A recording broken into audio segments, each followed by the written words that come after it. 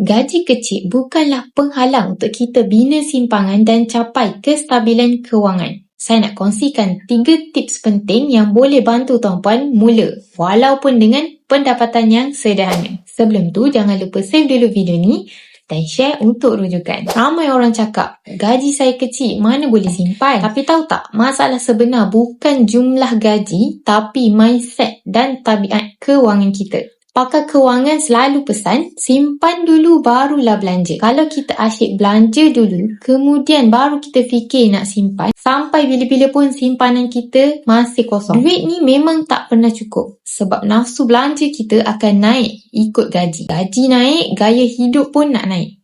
Akhirnya simpanan tetaplah kosong. Jadi untuk tuan-puan yang macam ni, apa perlu kita buat? Mulakan dengan paksa diri untuk menyimpan. Tak kisah gaji kecil ke besar ke, tetapkan satu amount yang wajib simpan setiap bulan. Contoh RM100 sebulan, lama-lama akan jadi habit. Kalau kita tak simpan pun duit habis. Jadi baik kita simpan dulu baru belanja selebihnya. Ingat, bukan orang yang bergaji besar je boleh ada simpanan, tapi orang yang disiplin dalam simpanan akan ada simpanan. Kalau tuan-puan nak mula simpan secara bijak dan paksa diri untuk menyimpan, boleh consider untuk simpan emas. Sebab dengan simpanan emas ni boleh bantu untuk tahan emosi berbelanja.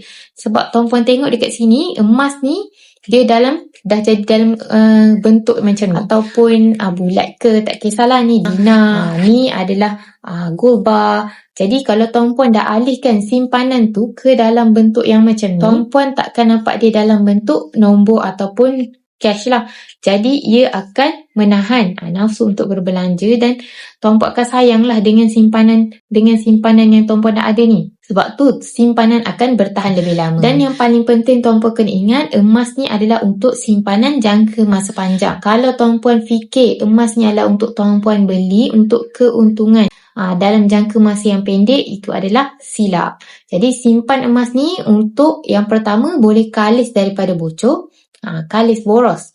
Yang kedua tuan-puan adalah untuk kalis daripada inflasi. Untuk tuan-puan yang berminat untuk mulakan simpanan emas bersama Fafiqul, tuan-puan boleh klik link di bio Diana atau DM Diana untuk Diana Guide step by step. Untuk lebih banyak lagi info emas dan kewangan, boleh follow Diana rapat-rapat. Semoga bermanfaat.